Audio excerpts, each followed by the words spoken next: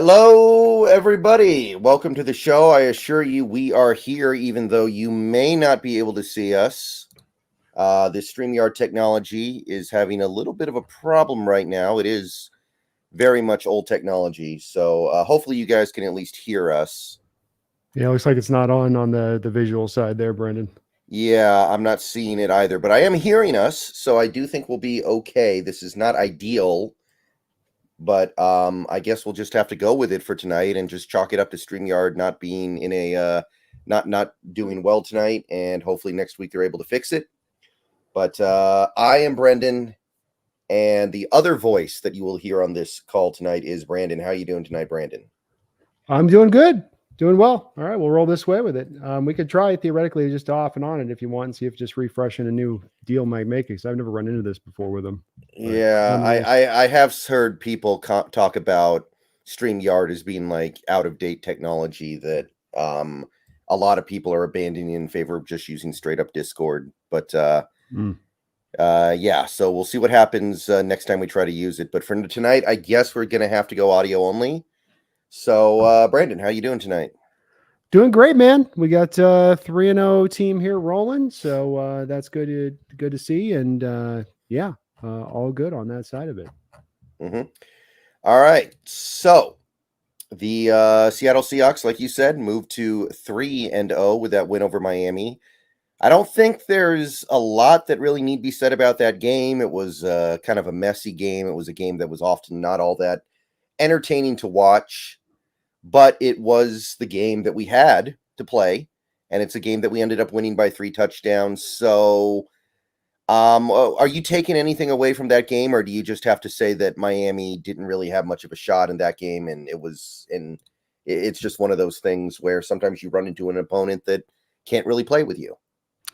I think yes, the Seahawks took care of business. They've been dealing with a lot of injuries there. I think there's some now raising questions about the coaching there down to I think you're playing them at home. They're definitely not feeling their best, and you were able to jump in and take advantage of that. So I think that they handle business as much as anything else. They did what they should have done, and it's no small thing. As any given Sunday, anybody can go out there and go get the dub. So.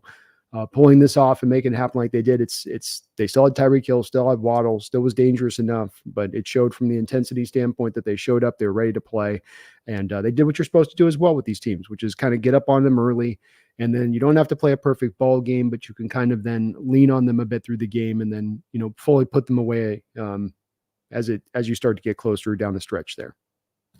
Right. So honestly, when DK Metcalf rolled in for that 71-yard touchdown catch, and the score went 17-3 on the last play of the first quarter, I kind of felt like the game was over because we had already seen Miami's offense for a few drives. And I think that at that point, I had a pretty good sense that Miami was not going to be able to come back.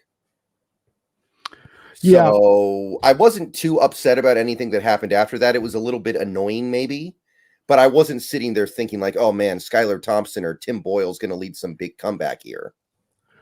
No, I mean, I thought I definitely was still a little bit nervous because you did let him linger a little bit, and the offense went so cold there for a while where it just seemed to kind of completely find its footing and rhythm and pace.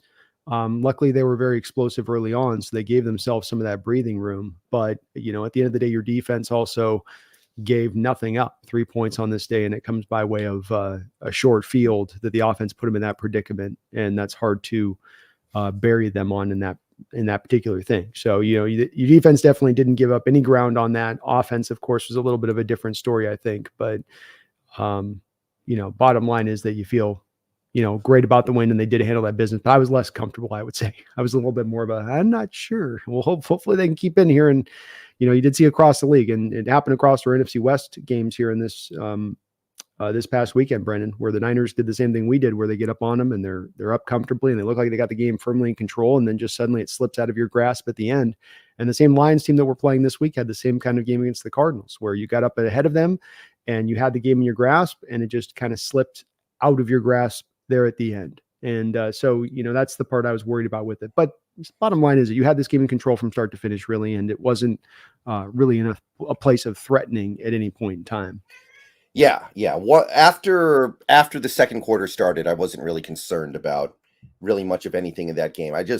There was an opportunity in this game. It would have been a great time to maybe see a little bit of Sam Howell, maybe a little bit of Christian Haynes, maybe a little Mike Morris. There was that opportunity to, by the fourth quarter, be in a position where you could maybe sub in some of the backups and get a look at them. Didn't happen because, the middle part of this game got very sloppy, and it got sloppy on both sides. Don't get me wrong. The Dolphins were every bit as sloppy pre-snap as the Seahawks were post-snap. But I did say before this season started that it was likely the Seahawks would be a heavily penalized team because they were implementing a new defense and a new offense, and there would come some growing pains with that I thought would manifest in the form of penalties. But that one got a little bit ridiculous, and I guess we should just consider ourselves fortunate that we had that happen in a game against a team that couldn't really fight back. Yeah, I mean, the penalties are one of the myriad of things that we want McDonald to clean up, right? This has been a penalized team going for many years back, and Rome's not going to be built in a day on that side of the stuff. So there's probably going to be a bit of a process to get that fully kind of cleaned up. I thought the officials called it pretty tight as well. I think even watching tonight's game on Monday night, you're seeing the same thing where it feels like a little bit across the league, the penalties are being called at times in that sort of ticky-tack place of things. Not that there weren't legitimate penalties in there as well, but officials are calling a little tight in addition to that. And it's both ways, both for us and the opponent.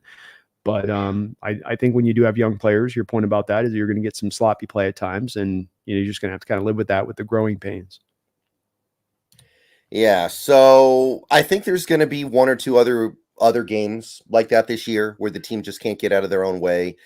A lot of the holding penalties, and they're obvious holding penalties. That's the thing. Like Anthony Bradford's practically pulling the guy's jersey off. Connor Williams is like taking the guy down by his shoulder pads, stuff like that. So definitely part of the process, I think, of implementing new systems on both sides of the ball. But some of that stuff is also just like effort, execution, and concentration. So I'm hoping it gets better. I will say that I don't think the NFL is terribly happy about a game like that because I think that if you included the declined penalties and the penalties that got picked up, you might be looking at like 35 times a flag was thrown in that game or something. I really think it might be that bad. So that's not good. That's not the product you want. No, that's where I come back to. I mean, it certainly is. There's some legitimate calls to be had out there. This is the issue of when there is legitimate calls and then you're ticky-tacking it up around the legitimate calls, it becomes a flag fest. And, it's an ongoing issue in the NFL. I think it's a league-wide problem. Officiating, how to fix it. You're creating new rules and new ways for them to flag every single year. And you're eventually going to be led to having games where you turn into just flag fests very often. And, it's subjective and it's arbitrary, and week by week it changes by officiating crew, and it's a part of the sport that frustrates me. But it's also a place that's not going anywhere anytime soon, and I can't just chalk up completely the penalty situation then at that point solely on the back of us being undisciplined or poor in that manner. It's more back to, it's some of that, but it's also some of the fact the officials are calling everything that's on the line, and Miami's being subjected to it just as well. Yeah, especially the pre-snap stuff. And for obvious reasons, the NFL's cracking down on pre-snap and formation stuff this season, which I don't have a problem with, but it does make the product a little bit frustrating to watch right now. And until these players learn, they really got to make sure they line up correctly. It's not going away.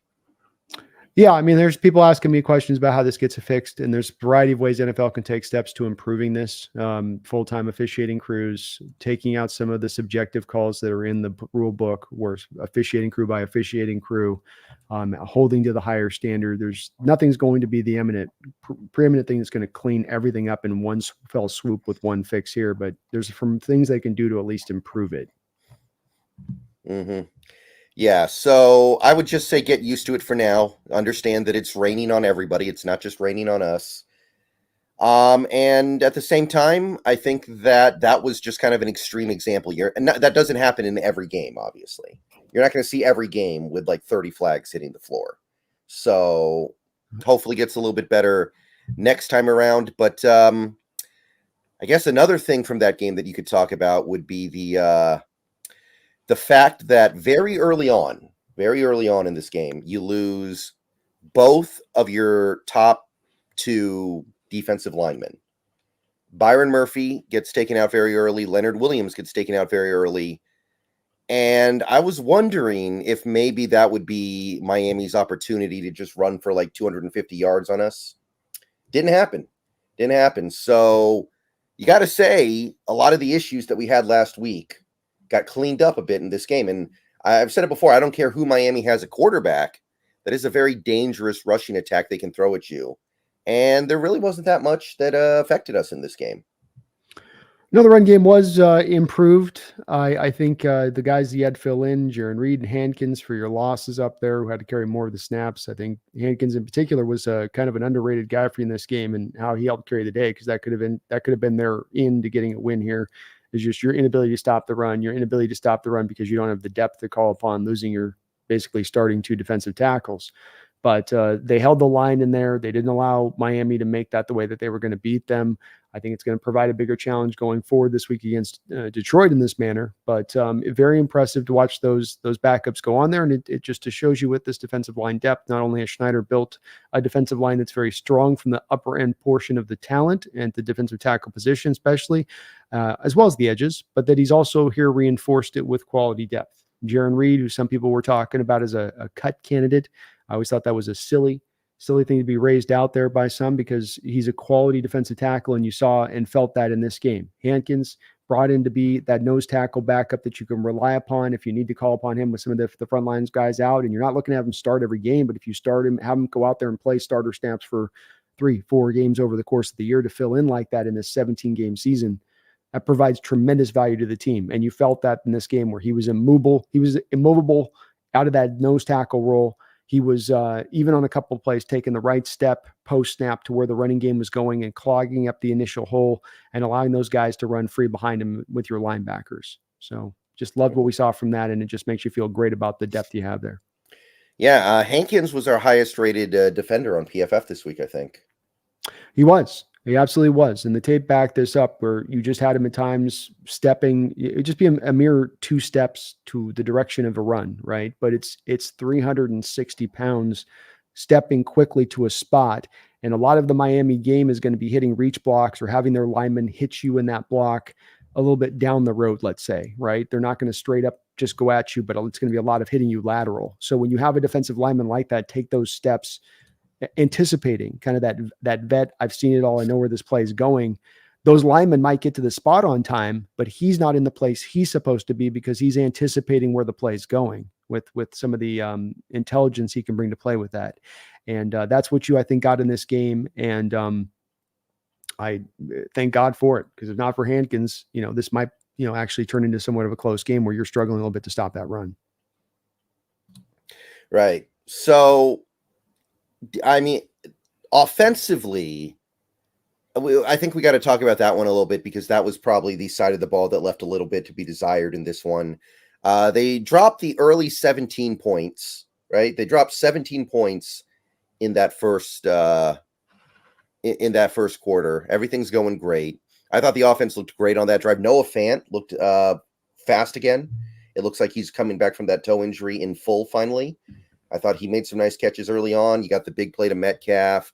Got a couple of things going to Charbonnet, who actually, maybe for the first time in his career, got off to a strong start in a game. Usually he gets off to a slow start and then picks up momentum as the game goes on. This was maybe the first game I've seen from Charbonnet where he got off to a good start. And then it just seemed like they couldn't get out of their own way to actually make that game the blowout that it easily could have been. So, I mean, what do we worry about on that side of the ball? What are you trying to take away from that? I think Grubb's still finding his footing at the pro level, and it's going to be a process probably, because he is going from college to pros. He's never been here before as an OC. We talked about this offseason.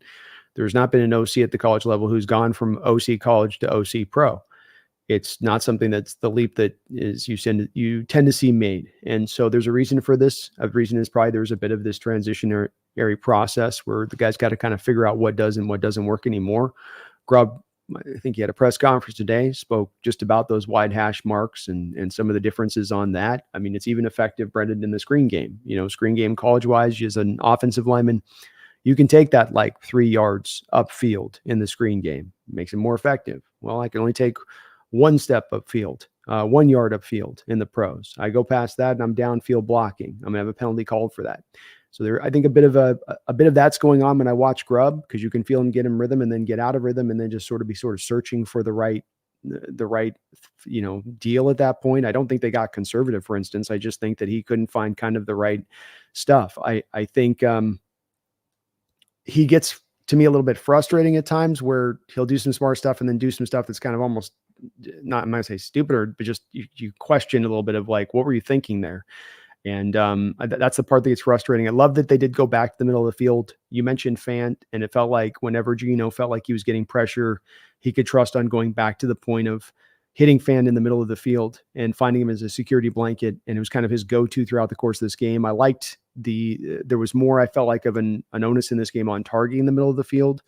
But I just think it's a rhythm out of rhythm thing, like a jump shooter in basketball. And sometimes Grubb right now early on shows you when he's in rhythm, they can be very explosive. And when he's out of rhythm, it can be a little bit rough. But he found it back at that final drive at the end. And that was a really well-conducted drive. Obviously, Charbonnet really locked it in at that point. And Grubb as well with the play calling was solid there. So you were able to at least finish it off on that side of it. But you would like to see some more consistency from the offense. It would help if the pass protection wasn't league worst and if the run blocking could get a little more consistent at times. Right. That's something that I try to talk about too. I know Grubb hasn't been perfect so far. I know that there are problems, but I think people need to understand how hard it is to do anything when your offensive line is playing like that. And honestly, it's not just the pass protection. The run blocking has not been all that good either. It's been better, but there's some real issues with the run blocking as well. So like what you're seeing right now with the Bears, where everybody's taking shots at Shane Waldron, and I get it. He's not been off to a good start so far. Everybody's talking about Shane Waldron, but it's the same thing. It is really hard to make anything happen when your pass protection is that poor. It's sinks many offenses, and look no further than, if you have PFF, look at I went back 5 years on this and did a deep dive on it. It's just as much true this year. If you have pass protection that's like 27th and behind, 27 to 32, hell, even 25 to 32, you're probably going to have a bad offense. You're probably going to have a quarterback that's under a lot of duress and not making great decisions inside of that. Because if you put a quarterback under consistent pressure, eventually they will break. It's like people under torture, Brendan. Everyone breaks. It doesn't matter how tough you are. You give the toughest fighter out there with the strongest of chins. He takes too many shots in that chin. Eventually you can ring that bell easier and easier. It all kind of, to me, flows downward on that. And I look at that in the same way with the pressure. And it's part of why I have so elevated Gino as much as I have in talking about him, is because he's dealing with that. And yet he is still performing great and doing what he can. And a lot of ways at times carrying us in certain games. And it's all the reason why it's worth noting, because it's so few quarterbacks that can pull that off. Right. Exactly. I mean, I think I did these calculations earlier this week, where I removed special teams and defensive touchdowns from Gino's, from everybody's point total. And I think the Seahawks are 6th in the league in points if you do that. So just offensive scoring, they are 6th. And I want you to think about that, because we have no offensive line. We have one of the 3 worst offensive lines in football. And our lead running back has missed about 70% of the season. That's not supposed to happen, guys. That's really supposed to be impossible. That's something that should never come up in a simulation, even if you run it 10,000 times. And here we are pulling it off. It really is. And it also speaks to where you're in the future, if you can get this stuff even mildly cleaned up, where that takes the potential of your offense going forward, and how it's got so much more room as far as the ceiling here to get even more. Mm-hmm.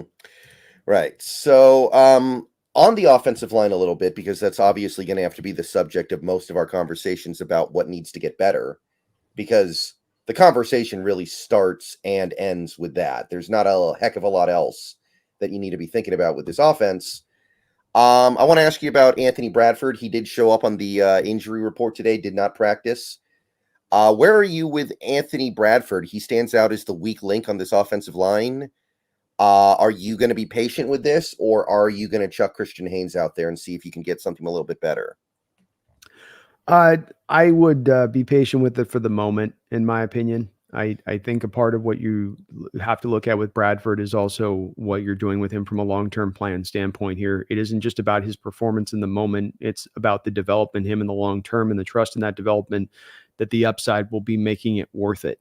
And that's maybe a little bit where this discussion, in my opinion, should really be turning, because I think a lot of people are getting to become victims of the moment in this. You know, Haynes can't be worse. How can it be any worse? Let's just get this thing, get it out there, do this. And there's a sense of urgency, which I can appreciate from some folks in wanting to see Haynes out there. But I would much rather have my franchise taking a long-term view of things. And I think long-term view of this, ideally from the Seahawks standpoint, would be to see Bradford take the job and take the bull by the horns at the right guard and eventually transition Haynes into the left guard standpoint of things. That's my opinion on it.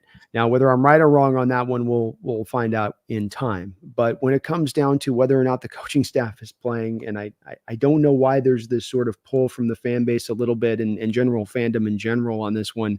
This is one that I'm finding more frustrating from my standpoint, because I just don't get it. There seems to be a perception and view out there from fans, Brendan, that somehow the coaching staff has a better player on the bench, but they're just not playing him because of reasons. I do think Bradford's long-term is a part of why they keep rolling him out there, but that also doesn't mean it's mutually inexclusive to the fact that Haynes would be better by putting him out there.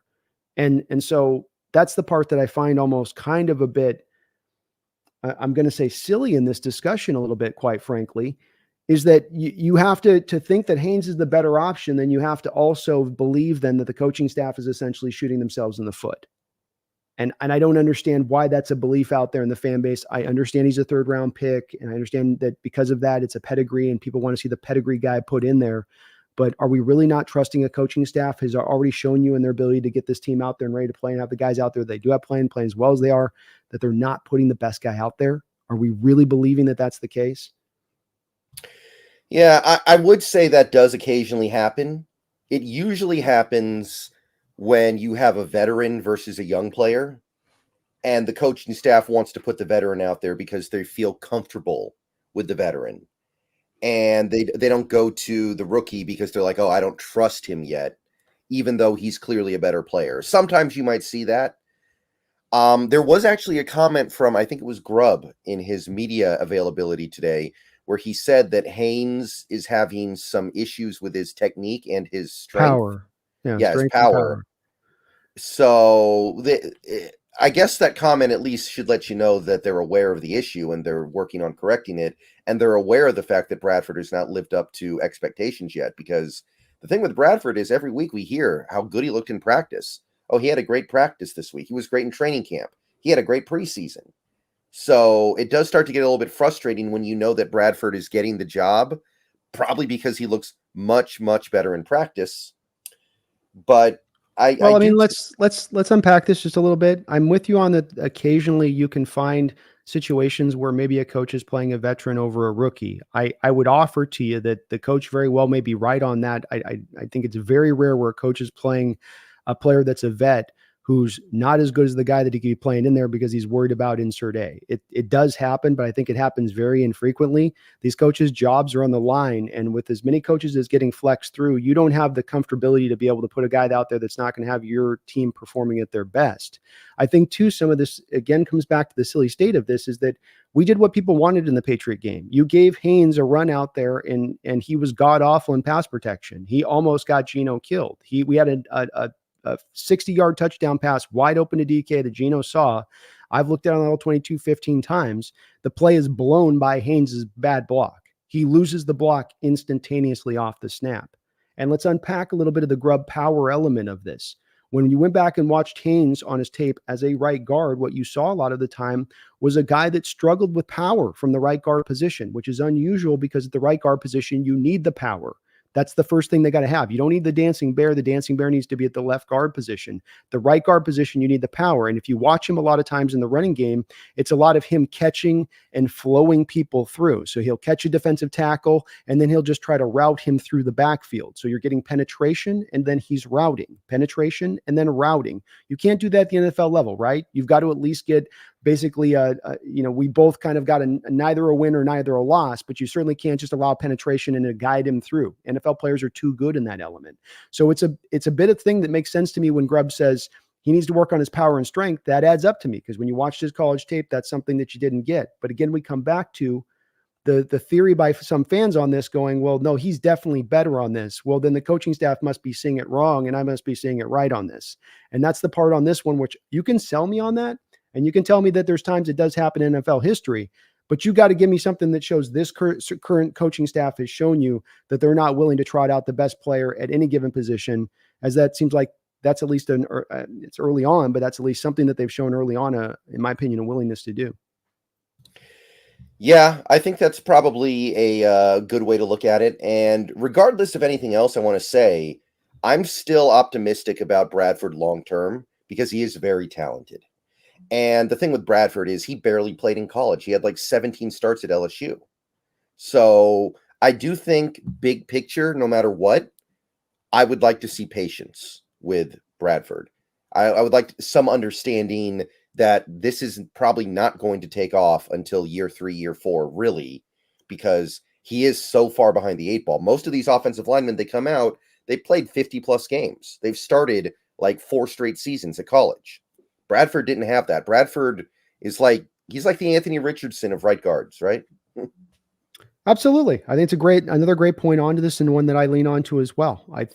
Every player's got to be different in the way and the circumstance you look at him. If he's a 27, 28-year-old kid and he's having these problems, that's one thing. When he's missing those college starts, like you say, and he played last year, and let's face it, he didn't start all 16 games last year, right? He got a couple of starts intermixed in there. This is his first opportunity to be the de facto starter, to go week in and week out. And so there's got to be a bit of a learning process here. And I feel like we as fans at times get very impatient, and our toes start tapping, and we go, I want this now. And we've got to allow for the development angle of this to build in, because if you can build a bit of patience in here, you might get down the road here to having a really good player, and then you're able to move Haynes into that left guard. And then that offensive line, for this early bit of pain you go through, is the better for it, is overall stronger for it. And that's what I believe the coaching staff is thinking here. And they're giving you kind of all the indications of this, is why I supported on this. You want to make the offensive line a strength. It's not just throw this guy in, throw that guy in. It's building the chemistry, building the cohesion, developing the young players. And it all goes together, in my opinion. Right. I will admit, I've been pretty frustrated with Bradford because he's looked unthinkably bad so far. Like in this last game, like the one thing you could say about Bradford in the first 2 games, he was doing a lot of stupid stuff. He wasn't allowing that much pressure. In this game, according to PFF, he allowed, I think, 6 pressures. Okay? He's a right guard. You're going up against nose tackles and 1-techs. You shouldn't be giving up pressure like that. So I understand the outcry, and if Christian Haynes gets more of an extended look in this in an upcoming game, I'm not going to be upset about it. But I have advocated for patience long-term with Bradford, and an understanding that we're definitely talking about a very talented but very raw player.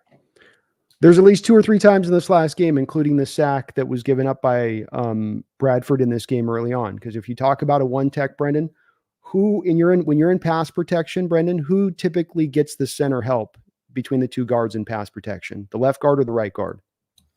Well, I mean, you would think it's the left guard, because the left guard's dealing with the athletic 3-tech, right? No. Oh, I'm sorry. Did I say that the wrong way? You said the wrong way.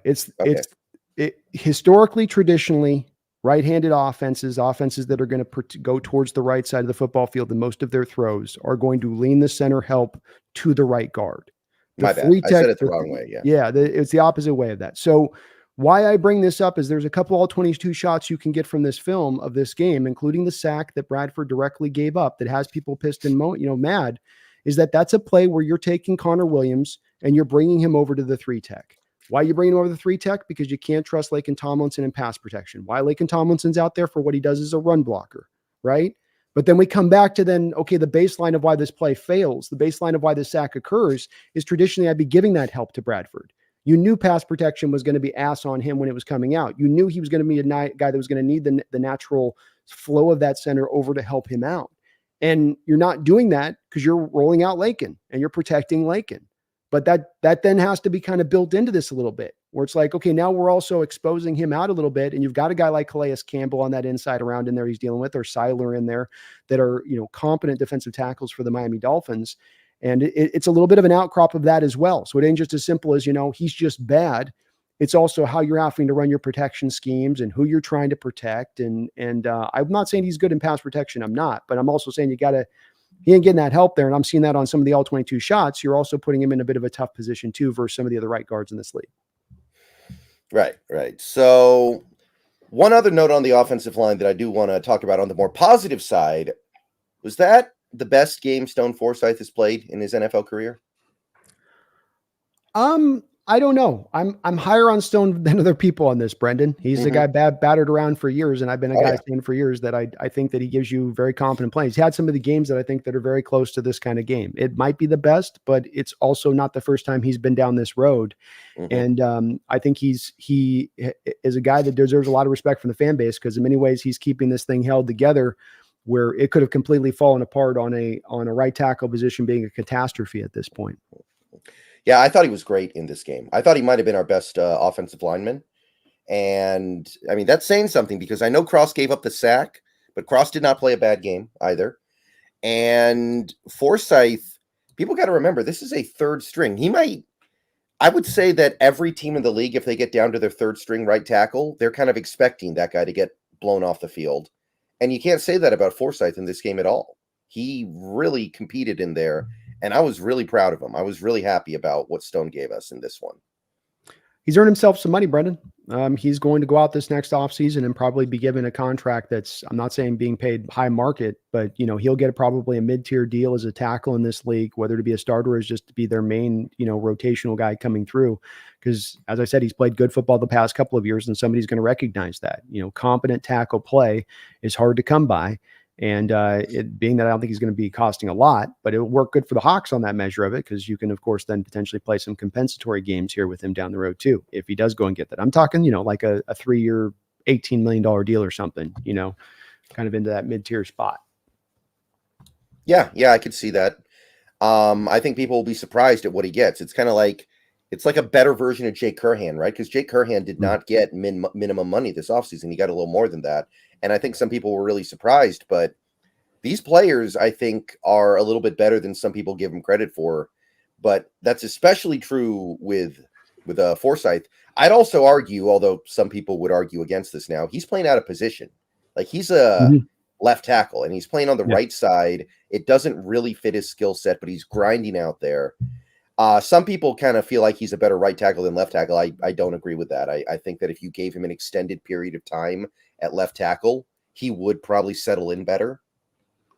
Yeah, I don't think he's a people mover off the right side, and dealing with power edges doesn't fit him well normally. I know NFL has moved a little bit off this, but it still fits this way, where you're going to have a tendency to get the power edge on that side. So power edge is going to go against the thing he doesn't do necessarily well, which is deal with power. He can kind of move and dance with anybody out there, which is what you want on the blind side. And that is his natural position coming out of Florida. It is his natural spot. He's grown his game into being a decent right tackle. Right. So I think that's about all we can say about the Dolphins game. It was a good game. Could have been better. Could have been some chances to sub in some backups in that fourth quarter if we had been a little sharper. But I am not unhappy with any 3-touchdown win in the current NFL, where almost every game feels like it's close. No, it's any given Sunday, man. Anything can happen. So, you don't just keep stacking the dubs up, take it week by week, and get yourself some breathing room. And, we said the Seahawks could make some hay with this early schedule early on. There's some room here to get something going, and they're doing that. They're taking care of business. So, yep.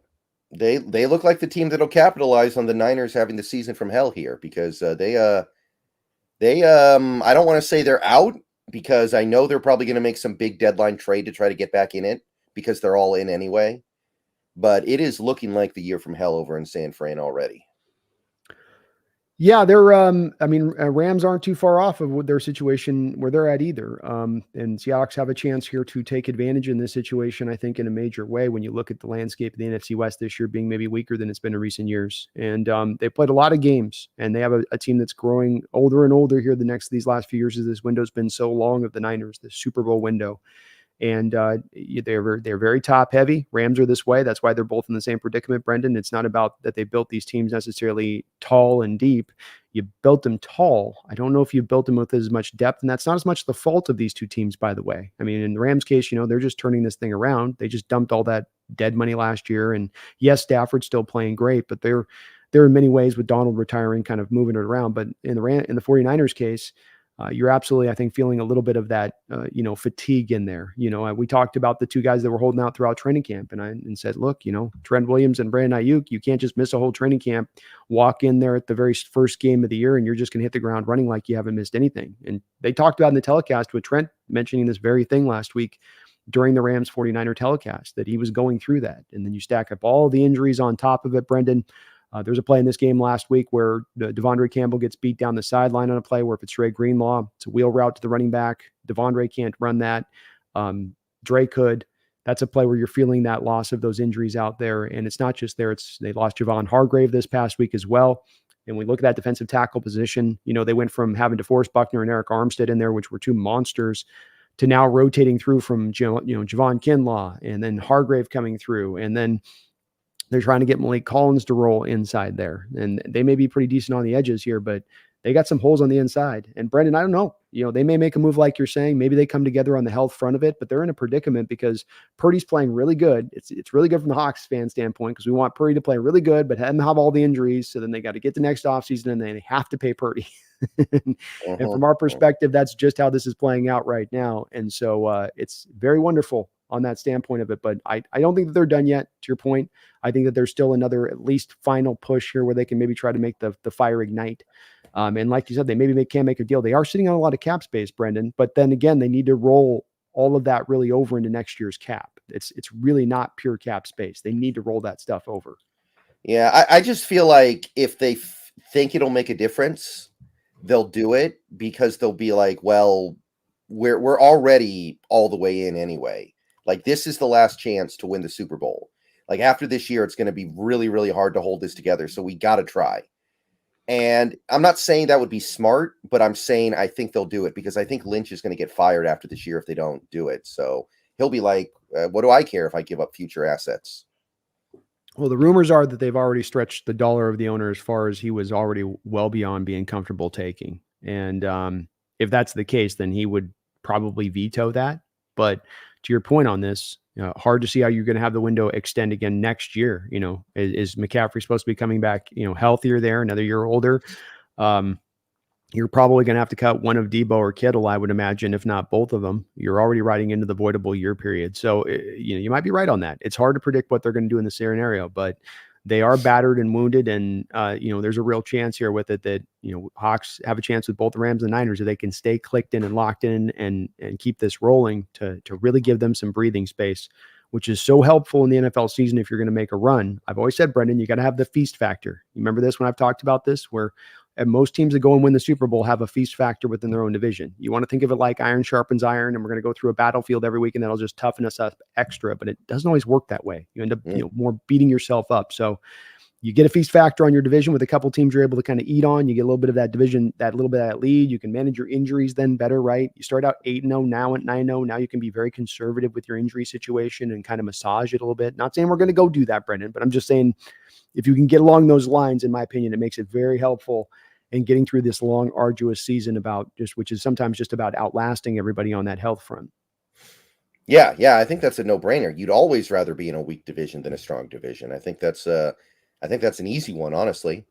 Some fans say it with they do the beating on their. I get in my chest sometimes. We're like, no, I want the best of the best. I want to prove myself. I'm like, if you might come out with the win, but you've lost an ear and a tooth got knocked out, and maybe not the best. Okay, let's see here. Blitz 2K5. Thank you for the member message. This is on the Hawks Nest side, member for 28 months over there. After 3 weeks, what's your Hawks record prediction, and who are you most surprised by? Didn't we both have 3-0?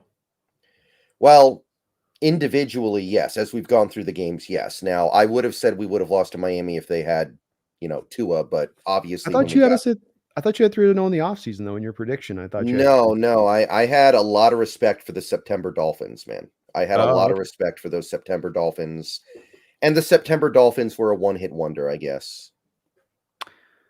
It's you're hearing about a little bit of a laissez-faire thing coming in now there, Brendan, beyond the injury thing, which I think is that's the part that has people going, "Oh, okay, maybe this is twisting in this fashion." If you know what I mean on this.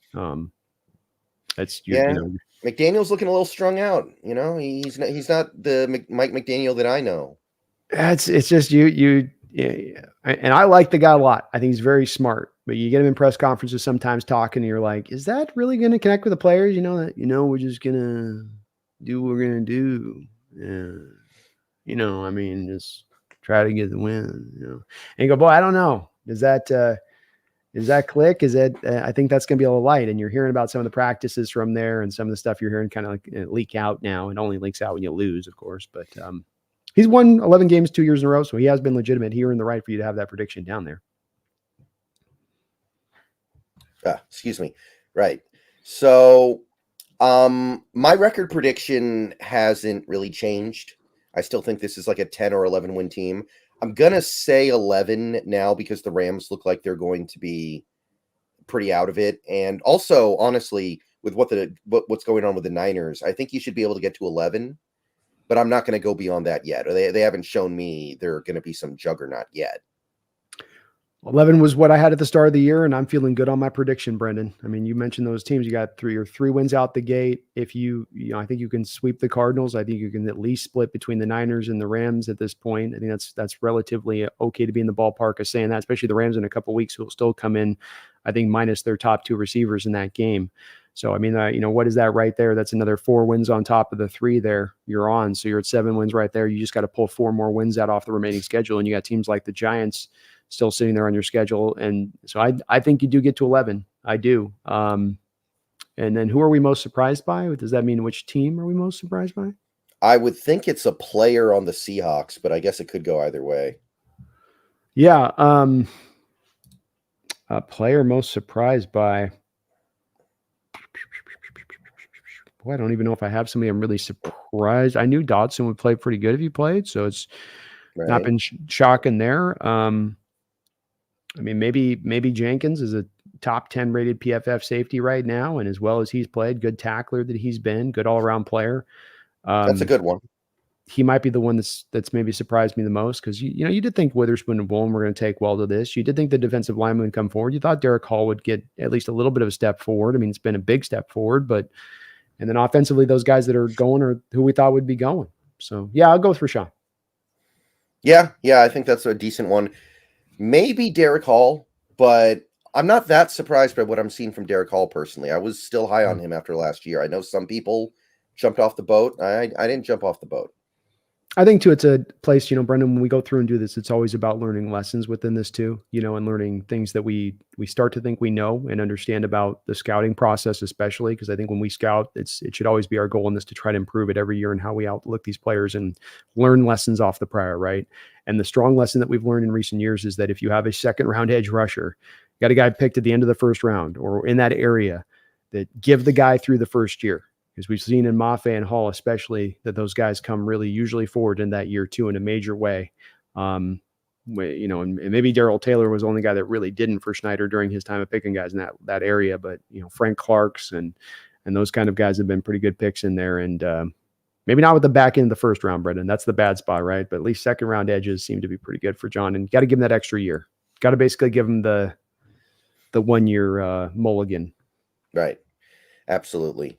Dorian Scarlett. I think this is on the Hawks Nest side. Thank you for the $1.99. No message. Thank you, Dorian.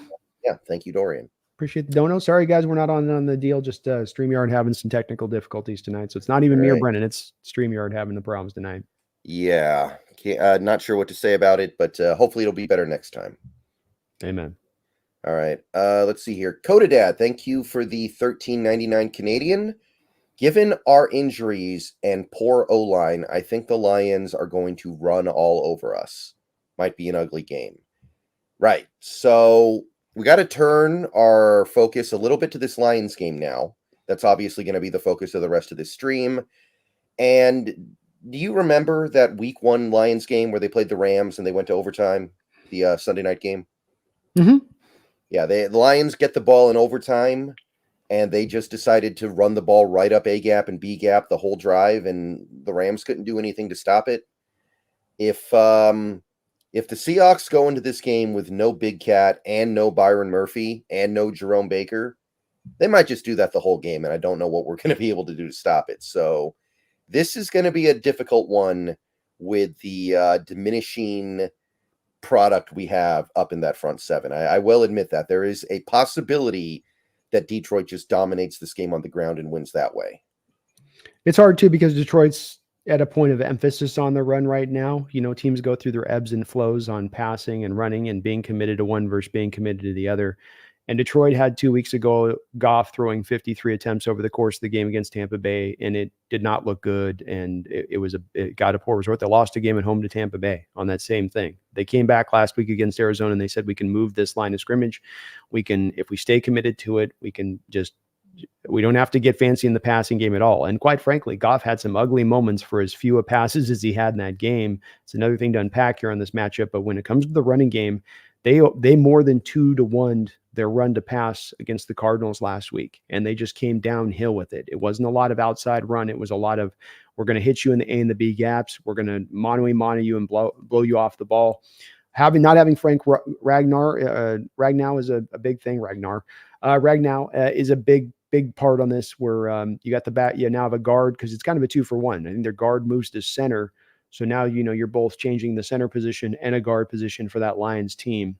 But their commitment to the running game, their ability, Brendan, to be physical on both sides of the ball is not to be understated. I know the whole kneecap thing is something that we laugh about, but it's also indicative of the type of philosophy that Campbell's instilled there and how unique that philosophy is versus many teams in the NFL, one being like, that Miami team that we just played that was probably on the other end of that stylistic, what do you want to call it?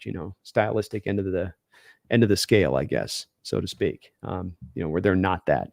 So I'm worried about it too. It's the thing where if we lose this game, it's going to be because of the same thing where they were able to 2v1 us on the run to pass rate and they were able to get after our defensive line. And it's going to challenge those old graybeards, Brendan, to hold up. Jaron and Hadkins are going to have to play probably 40 snaps in this game. Mm-hmm. And we're going to need them to turn in another performance like they did last week because, Lions are, I really believe they'll be committed to it. Right. For whatever it's worth, I feel like Big Cat will play. Murphy, I think, is a lost cause. He's not playing. Makes sense on that. I mean, that's the ribs thing is a tolerance thing, right? So maybe gets a Toradol shot, maybe just toughs it out. I think Bosa is going through something similar with the rib with the Niners right now. Oh, really? And then, yeah, I think he's got something dodgy with him as well. And those hamstrings, don't want to mess with those. So, right. It just annoys me, right? Because Murphy never got hurt in college. He had a very clean medical record coming out of college, and then he gets to the pros, and immediately there's a thing. It makes me think of Rashad Penny. Rashad Penny had the cleanest medicals ever in college. Gets to the NFL and immediately turns into glass. I'm like, can we just have our first round pick, please? I will say to this point, Brendan, though, too, as well. I don't know if I'm really a big, happy enjoyer of watching Byron Murphy playing one tech and nose tackle. I understand that he can do it, and I understand he can do it well, but I think I like more of him in a 3-tech role where he's more going to be aligned with a one-on-one kind of block that he can go out and exploit, or that you force offenses to pull the double team to him in the 3-tech side of it. I know you want to get Leonard and him on the field at the same time, and you don't want Leonard playing the nose, but like I felt like this was Texas last year too with him, where I felt like Texas played too much of him at the nose as well. You've got Tavondre Sweat. What are we doing? It's like, but he can do it. It's like, yeah, let him get after it, because the nose tackle guy, what is he doing? He ain't penetrating. He ain't getting into the backfield. He's holding the ground at the point of attack. And I'm glad that he can do that, but that's not really why you drafted the guy. And he got injured on a play where he's getting double teamed at the point of attack as a nose tackle. I mean, that's more to me if you want to talk about avoiding injury on it and place that you can get ahead of that a little bit, Brendan. I think exhibit A to me on that part. Yeah. I think there's some validity there. I think that they just don't want to give Hankins too many snaps. I think they're trying to avoid giving Hankins that number of snaps because he's the true nose tackle on the team, right? Yeah, and they're trying to get their best two guys out on the field at one time, and I get that whole thing. I do get it, but at the same point in time, it's also like, let's limit those snaps down, rather than it being like at the forefront of what you're having Murphy do on these snaps. And quite frankly, in a lot of the 22 snaps going back to preseason, it's nose tackle, nose tackle, nose tackle, nose tackle, nose tackle. And I see you're kind of setting this up when you dive up the number of snaps you have him in alignment of that, then that's that many times he's having to take on those double teams. And he can do it again. I get that he can do it, but he's built to be a 3-tech. He's not a monstrous size 3-tech. He ain't like Leonard Williams, where he's like a big 3-tech. He's kind of a little bit of a slightly undersized 3-tech if you really want to get down to the bottom line on it. So slopping him out there to the nose and taking on double teams like that, he got Jean-Claude Van Damme on a double team that was coming in late. And, I would like to try to avoid that if we can try to drive situations away from that having to happen. Right. It's a little bit of an interesting conundrum, but it's why I never stop talking about the true nose tackle, because it is a position that is kind of going extinct in the modern NFL. You don't see that many of them, but I never stop talking about the trash can full of dirt, the guy who just eats up blockers in the middle and wanting to have one. And right now we got Hankins, and that's okay for this year, but he's getting old. He's not going to be here forever. You're not going to want to lean on him forever. So, next year, if you can find one of those true nose tackles in the draft, don't dismiss them. I think their value is going to raise with time here too, Brendan, because of the ebbs and flows. It's a great point on your part. Go back to the Rams on this one. And if you watch the Rams right now and you watch many point time this year, take a look at what they're doing with their two defensive tackles now with Donald out. Because historically speaking, even when Donald was there, most of the time you had a Michael Brockers type next to Donald, where Donald was your 3-tech. He had his 1-tech who would take the blockers. If you put the double team to him at the 3-tech, then Brockers or the 1-tech could kind of eat at that point. But now what they're doing is they have Braden Fisk, who they drafted, who's a pure as the sun is bright 3-tech. And then they have last year's Kobe Turner, who goes about 290 pounds playing the 1-tech.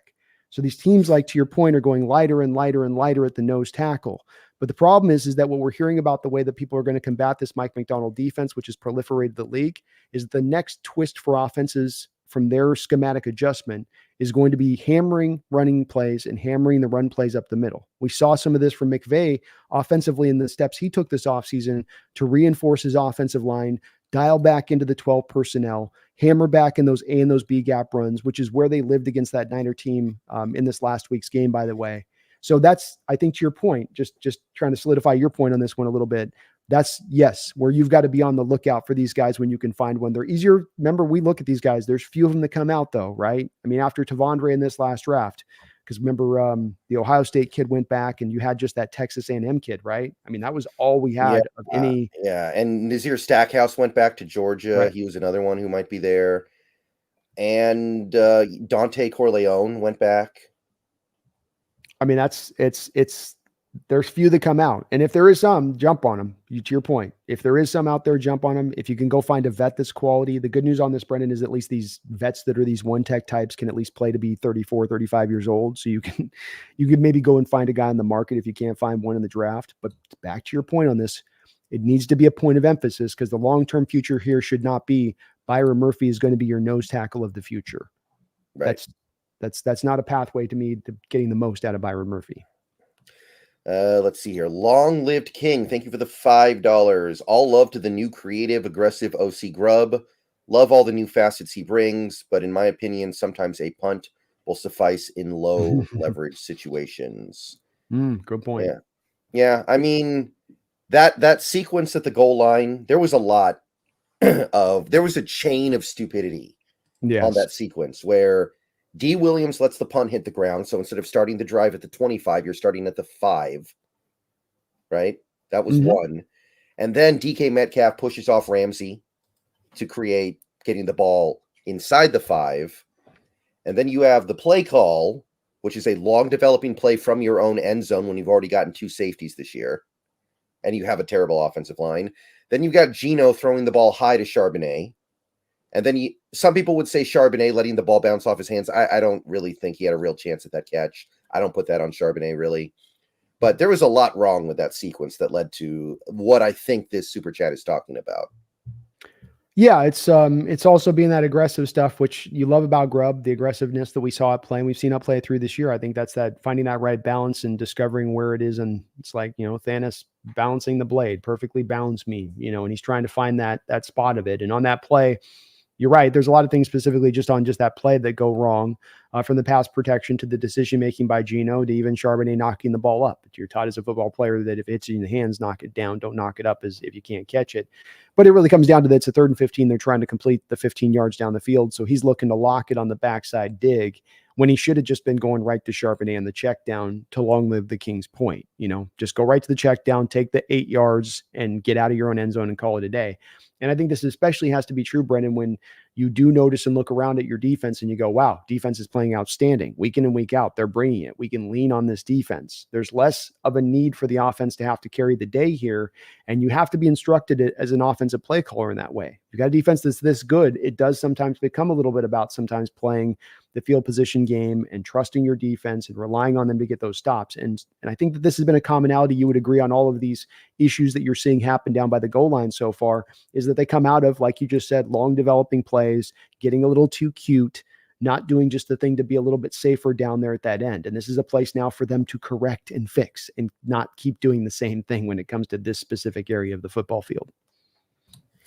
Yeah, and who can really blame him? He's used to having the best offensive line in college football last year. 2 years in a row, I think they were competitors for that. What do they call it? The Hagursky Award for the best offensive line in the country? Nagurski? Yeah, something like that. Bronco So who can blame him? But at the same time, it was open too, Brendan. The dig to lock it. It's a 3rd and 15. The first down is technically there. So I will say this as far as like Geno looking that direction and then the play design going there.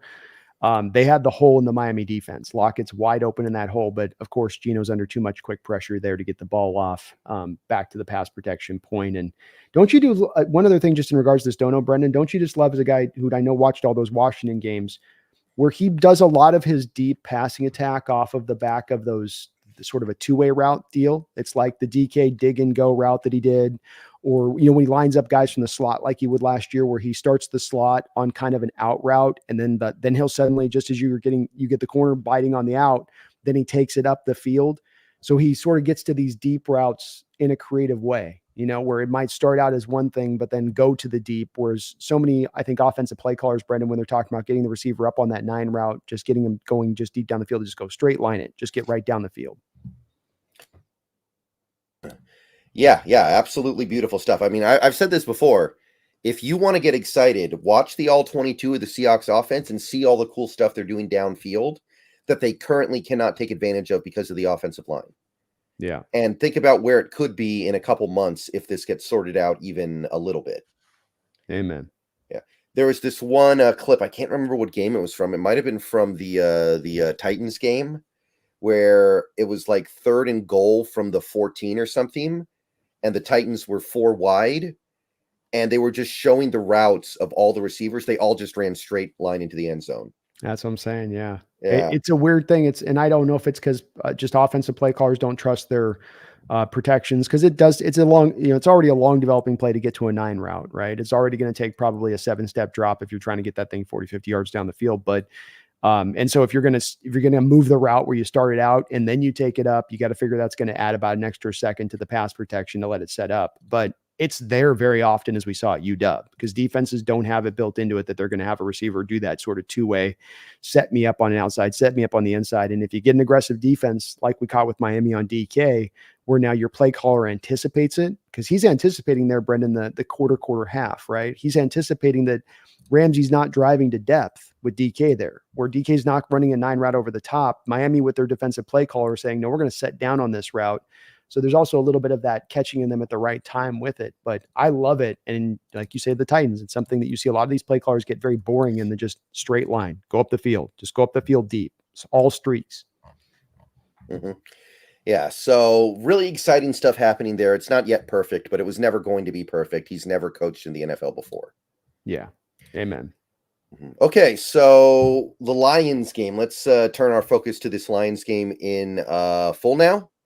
Mm-hmm. So talking about this Lions team so far, they haven't had the most thrilling start to the season. I think that if you're a Lions fan, you're a little bit disappointed in the way things have come out of the gate. When you look at that Lions offense, which has been kind of mediocre through the first few games, at least compared to expectations, they're certainly not elite. What do you think has changed? Because they didn't lose any players and they didn't lose their offensive coordinator. The only player they lost was, I think, Josh Reynolds. Well, what do you think is different this year so far? I think Josh Reynolds is not a small loss for them because he's one of those all-around wide receivers, and it's the reason that they brought Tim Patrick in there. It's a guy that is one of those vets who can play all three receiver positions, the X, the Z, Y. He's a good run blocker. He's very capable as a pass catcher, and usually you can rely on his hands. I think it's kind of ironic, quite frankly, because I think the reason he's not there anymore is because he had some bad drops in that game against the Niners in the playoffs, and that's why he's no longer there. But his loss does matter because you look at a Jameson Williams, and he's the guy that essentially steps into that role a little bit.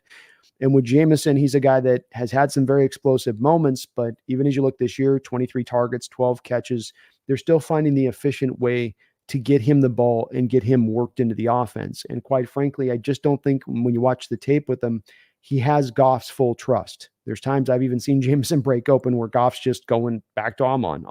And teams are probably squeezing a little bit down more on some of the stuff to Amon in the passing attack because you go, okay, well, who else is going to beat us? Jameson maybe, and then who? Then who? And so they are, I think, a little light out there. Laporta's beat up right now, but they've just started to kind of get him going too. He had a bit of a slow start as well. I wonder if a little bit, Brendan, on these defenses that are sweeping, and not just the defenses themselves, Mike McDonald's defense that are sort of sweeping the league, but the concepts that are maybe sweeping the league could be giving some of the Lions problems because a lot of the passing offense for the Lions is built upon those option routes, which is a lot of reading things pre-snap to post-snap, right? And if you have defenses now that have more of a preface on the changing it up pre to post-snap, that means both receiver and quarterback have to make those reads post-snap, where ideally they'd like to make them prior, right, Brendan? So you run cover 3 prior with off coverage, and then you can look over there at Amon St. Brown if he's in the slot, if he's even on the outside, you can say, okay, I got off coverage with them. They're going to drop to depth. Amon, look over at me. We're going to wink at each other and you're going to run a dig, we're both going to read it as a dig or a stop route, whatever we've dialed up through the week on them to see when we see that coverage in those moments. Well, now you're getting coverages across the board of what you see is never what you get. And I think it's hard to run those option routes post hens, if that makes sense, Brendan. It's hard to run the option routes kind of once the ball's already snapped as far as that goes. Mm-hmm. Yeah, I totally get what you're saying, which is why my feeling about this game is that we might lose because we don't have as good a talent, but it's actually a really good matchup. This McDonald defense against that Detroit offense should actually be really favorable. And maybe it won't matter because we can't stop the run and Detroit's just going to run the ball right down our throats because they have that really good offensive line. Maybe. But there's an opportunity to really kind of take away a lot of what Detroit's going to want to do throwing the ball. And I think you've seen some teams early in the season have some success doing it. Like Detroit's had an okay offense through the first few games, but I do think there's an opportunity here to you take a look at the last few times the Seahawks have played the Lions, where we have won, but for the most part, Goff has gotten whatever he wanted against that Carroll defense, right? He just motors up and down the field, no problem. That shouldn't be the case in this game because of what you're talking about with the option routes. Very much so, because that's the thing with Goff is that you get him on rhythm, you get him on time, you get him feeling like playing and play out. He can trust what he's seeing. That makes him that much harder to play. Versus once you make him a little nervous, once you bring the threat of the pass rush on in front of him on his doorstep, he's a much different player. And it's a night and day difference in my opinion. And you're right. Yeah, I think under that Carroll defense, I think Goff liked playing that defense, right, Brendan? I mean, there's a reason he had success both playing with the Lions and he had success when he was with the Lions against our defense, because it is what you see is what you get. And remember back in the old day with Goff too, with McVay, was that whole thing where he'd get Goff up to the line of scrimmage with 15 seconds left. So he could literally tell Goff what he needed to do with the ball post snap. And I think Goff's come a little bit further along in his development, but I think still the base problems are still the base problems there with Goff is that he does not want the game to be made hard after the ball is snapped. He wants the thinking to have already been done. And that's where you're right. I went back and watched that tape of the Baltimore Raven game, and they gave him fits with what they showed prior to the snap to post snap. He hates that coverage flip stuff. It drives him batty. Yeah, he's trying to figure out if the sun rises in the east or not still. That's right. He is. He's like, what if it was more southwestern? Then nobody's right, right? Right. So I feel decent about that matchup. It is kind of unfortunate that the game's on Monday night because we're doing the show on Thursday. Usually we'd have a much better idea of who's actually going to be playing in this game. But as of right now, we don't know if we're going to have Leonard Williams. We don't know if we're going to have Jerome Baker. Boye Mafe missed practice today. And on the other side, we don't know if Laporte is going to play. I actually kind of get the sense Laporte is not going to play based on what I heard. We do know that Ragnow's not going to play. They've already confirmed that, but we don't know if they're going to have Graham Glasgow playing or if they're going to have to come up with like some third string center to snap the ball, which would be maybe really ugly. So there's still a lot we don't know about this game as of tonight, which is a little unfortunate. Absolutely. No, it's the part of it's going to make it hard to make predictions in this game because these injuries front situation can shift in a couple of different directions on this one. I mean, no Laporta and no Frank Ragnow changes the scope of that Detroit offense in a major degree. Yeah, you got Amon, you got Jamison Williams, but now you're really going, okay, we've got a little bit more of an opening here. I mean, the Ragnow one opens it up way more for me on this one alone because he's such a tough SOB. He's one of the better centers in the NFL. He can control a nose tackle alone up there, which provides them an ability to really man you up across the board there and get guys scraping down to the second level easier. Not to mention pull guys in space. So his loss is, and like I said, because you're changing two positions with Glasgow moving over to center, that's highly impactful at that point. So that does make things a little bit more favorable to the Hawks. But it is going to be a tough matchup because we are dealing with some of our own injuries on this and guys aren't at 100%. So even if they're playing, Leonard Williams ain't playing it like prime Leonard Williams. He's going to be out there trying to get it through. Right. I would say, I don't know if it's 100%, but I feel like the Ragnow injury is like 88% canceled out by the Murphy injury kind of, because you're losing a lot in the middle there on both sides of it. Now, the kind of extra factor would be that what if they have bad snaps? Like what if Goff has a couple of fumbled snaps? That could be a big momentum change in this game. Yeah, I mean, I might go even a little more to the Ragnow thing because with our strength of defensive line and the rotation that we flex through there so much, you hadn't put him as sort of this, pillar point to your defensive line in running this defense there. Whereas I would say with Goff and this Detroit offense, it really starts with the offensive line even before you get to Goff. And if that line starts to have some hits and dings and is lessened, and you're talking about two positions being moved, not just one, and you're talking about the potential of pressure to be able to drive up the middle on Goff, and pressure up the middle on Goff is not something he's going to want to be seeing. I think it changes even things like, you bring up, like, I think a big deal here, Brendan, is a lot of double A gap mug pressure in this game. A lot of the inside linebackers up around that A gap, just to force the protections, just to start getting Goff uncomfortable, force that center to have to make those checks and reads in that moment. I'd be leaning on that kind of stuff heavily, but I think that it's a big deal losing Ragnow, and it's a big deal. It's very close, but I give Ragnow a little bit just because I think that's a huge loss for him, is that Sewell is a big part of what makes that line work, maybe the biggest part, but Ragnow is maybe the second biggest part of what makes that offensive line go. I would say definitely. Like, who would even be in contention for second place? Conklin, I think. Is there? Yeah, Conklin, but Ragnow's a monster, I think. Yeah, he's legit a top 3 center in this league. Conklin's not a top 3 left tackle in this league. Mm-hmm.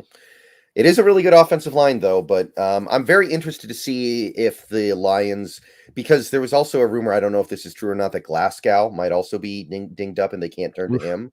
And if that's the case, then they're looking at somebody that's never really snapped before snapping, or they're bringing in somebody new. Like that's tough. That's really rough. Yeah, if they're down a couple of offensive linemen in this game, I would be giving the dub to Seattle. So that's something I would say that it changes the trajectory of this game heavily, because McDonald's going to run those stack boxes. We just talked about, you're already giving Goff problems with what he's seeing from pre to post snap there and off the option routes. You're removing maybe one or two of his playmakers on the outside there, at least one with Laporta. And then you're talking about an offensive line now that's going to have to deal with these stack boxes. And I think McDonald's going to lick his chops if he sees there's down a couple of offensive linemen with some of the simulated pressures and stack boxes that he's going to run. If you've run it, you haven't even run it a lot this year so far, quite frankly. They've just been sort of like, frog in a pot on this one, bit by bit.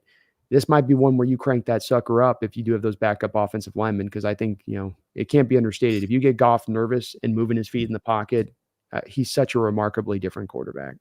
Mhm. Also, not practicing for the Lions this week was a Dan Skipper, who is a backup offensive lineman, but he probably would have been expected to play this week because of the Ragnow situation. He probably would have rotated in. So there is some stuff going on that interior of the offensive line that they're not happy about, for sure. Yeah, it's not settled, and they're a much tougher matchup if they have all those guys out there. I mean, they're legitimately one of the best offensive lines in the league if they got everybody rolling. So it's a big help to Seattle, even with our injury situation, if that can be shorn up a little bit. And, hopefully Uchenna can get you some snaps out there, and then you can flex Draymond inside to keep everybody rotated nice if you need to do that. Yeah, they got some great names on that offensive line. Frank Ragnow is a great name. Dan Skipper is a great name. Like, those are good names for offensive linemen. If you made a movie about offensive linemen, isn't it Glasgow, like Graham Glasgow or two or something? yeah, Even that's a good one too. That's a fun name as well. Yeah. Yeah, if you make a movie about offensive linemen, you should probably consider using names like that. And Penny Sewell sounds like a, evil, Penny Sewell is coming. Right. Oh my God. That is a good one. Yeah. So let's see here. Ran in the cut. Thank you for the $4.99. With the amount of pressure we get, that'll bother Goff. Another pick six loading. Well, that's what you did last year, Brennan. You came in at the end of the game. This is the Hawks team, of course, didn't like to blitz last year. You brought the Trey Brown corner blitz, gets home, get the sack. You come back the next play. Just what I'm talking about here, Brendan, to Randall Cut's point. You stack the box on the very next play after the sack by Trey Brown. Jared gets nervous. You can feel him nervous on the all-22 prior to the snap. He's like, oh my God, they're coming. They're coming for sure. He rushes the throw to the outside. Trey Brown jumps the route, pick six. And that's why it's instrumental. You must get pressure on Goff. When Goff cut us up in recent years, it was us running the front four at him, the pressure getting neutralized, that front four not getting home, and then him able to just pick you apart. So you've got to find a way to not let that happen in this game. Yeah, and you also had the Woolen pick six on him 2 years ago. That's right. Which was the crossing route where he just caught him from behind, which that's more of a thing where you just have a freak athlete in Woolen do something that basically nobody else can. But one way or the other, I'd say it's about time we get somebody, right? We haven't had an interception in the last two games. It's not okay. I'd love to see it. This is the great week to have it happen. And boy, a pick six can change, as we saw with both of those two picks in both those two games. They changed the complexion of those games mightily. As we've had to fight our butt off, man. Both of these two last matchups to take the wins out of there. So huge if you can get that out of this one. That'd be big. Mm-hmm. Right. So in this game, when the Lions have the ball, do you think you have Witherspoon following Amon-Ra around because he plays in the slot so much? I would keep Woolen on the outside, especially with Jameson Williams. I think that Woolen can handle. I would almost have, in my opinion, what I would do is I would have Witherspoon in the slot, and then I would have Woolen on the outside, probably traveling with Jameson Williams, because I just don't think Jameson's getting open on Woolen, in my opinion. And I think with Witherspoon, what I would do then with Amon St. Brown is I would, especially if there's no Laporta out there, I wouldn't do a full-on bracket. We know it's almost impossible at times to get the full double team down on the slot receivers. It's just a tougher place on the field versus outside receivers. But you can kind of squish down on the routes a little bit where, you can kind of give a little bit of slight help to lean to that side. And especially if you can trust a guy like, this is the benefit of being able to trust a guy like, let's say, Woolen traveling with Williamson, where he's able to just stay out there. He's handling his business, and now you can lean the rest of the coverage over to maybe Amon St. Brown. And no Laporta is that sort of third wheel to help them out. And now maybe you catch the Lions a little stuck then at that point. Right. Who's the Lions' third receiver behind Jameson Williams and Amon-Ra now? I'm spacing out who they had. Yeah, it's not Josh Reynolds anymore because they lost him. So obviously they don't really use that guy that often because they use Laporta. So I guess it's Tim Patrick.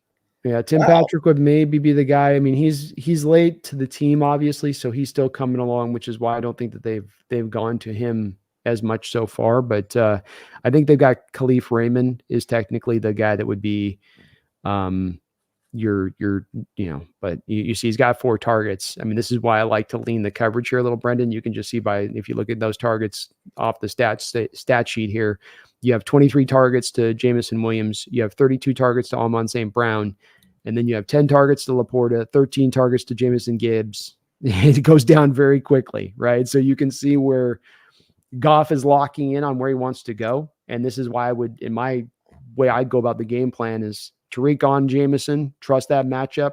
If Goff wants to throw a few balls in there, I like Williams' opportunity to go get a pick.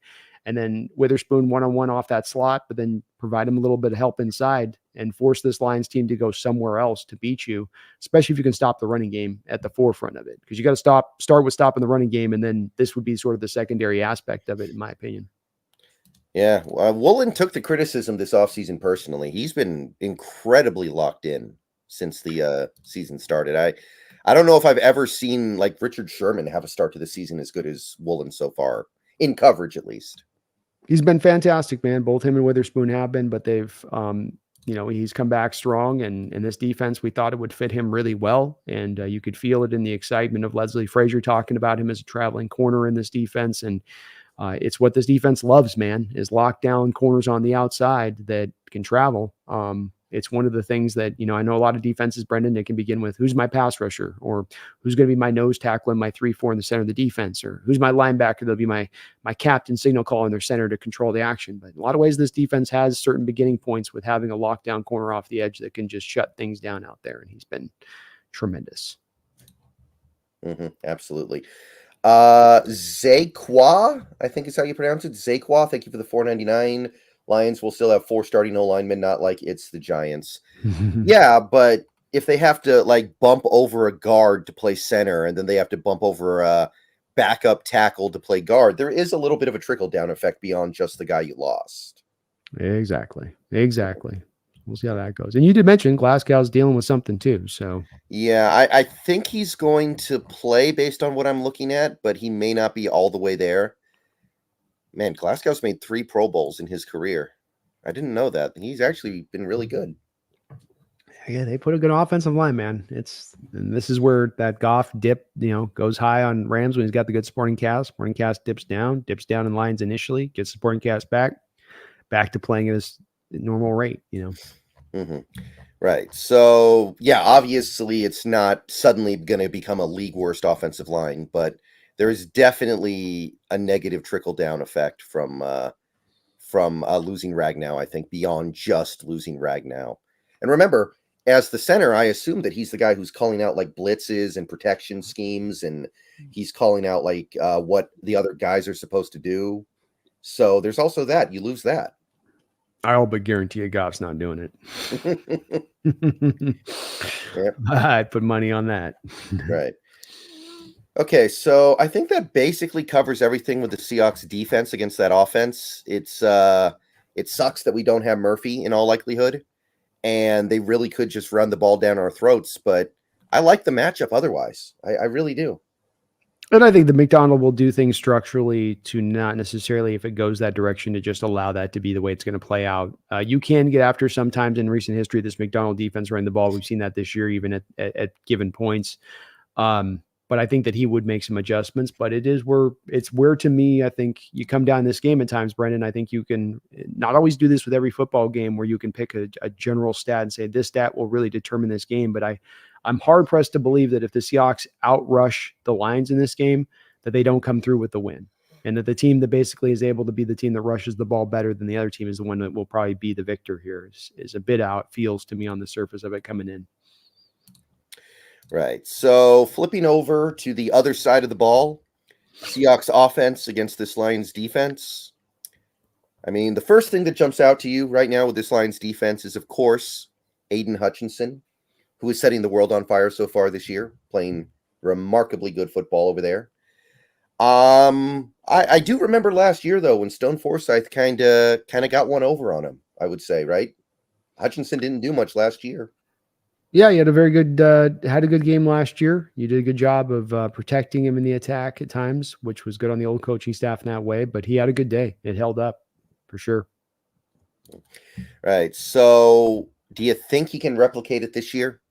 or do you think we're going to have to give him a lot of help to deal with Aiden the way he's playing so far? I think Aiden's going to have maybe some times in the game where he'll get his moments. I think that the power edges are the ones that you most worry about with Stone. Those guys that lead really with power. And Hayden's not weak by any measure, but I would say that he's more of a technician in what he's trying to do out there off the edge, and that does provide Stone a better chance to kind of deal with the typical guys he might deal with if he was a left tackle, and get guys that are going to try to move around him and dip around him and bend around him, and he gets to use his length a little bit more at that point. He can be off guard a little bit, but use the length and the go gadget arms to kind of push the guy out the pocket. So I think that the matchup's not a bad one for him. I think you do have to dedicate resources to chipping. I think Charles Cross's emergence helps you out here, because if you have a situation where, Aiden's going to be matched up on Charles, you go one-on-one, we'll trust that one up. I think that they're going to have Aiden basically living on the right side. But if he's on the right side, then you draw the chip. When you work throughout this week, I would say heavily on that chip action with Stone, on how to deal with Aiden and some of what he'll do if he recognizes the chip, because Aiden's very good about recognizing the chips coming, and he'll, work a spin move off of it, right, Brendan, where he uses the running back's chip and spins off the chip back to the inside. He'll start to do some anticipatory stuff with that, where you have to just be very much on your P's and Q's in how you double him up. It's why he's such a good defender. But I think you commit to that. I think also, Brendan, shock screens, right? Like you get those shock screens where the running back does a quick chip and then he goes to becoming a running back, and you go to the screen game off of it, or just go to little dump off passes to Charbonnet off of that look as well at times, to maybe manufacture stuff in the running game, because I think we've seen that the rushing attacks can be hard to come by in this game. And so you're going to have to kind of get, I think, a little bit creative and sometimes just getting those 4 or 5 yard runs. Maybe it's by a little pop pass. Maybe it's Laviska Shenault. But that's be the way I'd kind of use that, though. Use that chip game to your benefit as well with Charbonnet at that point, to having it where you might have a linebacker go, oh, he's chipping, he's helping in pass pro, I can drop back in coverage.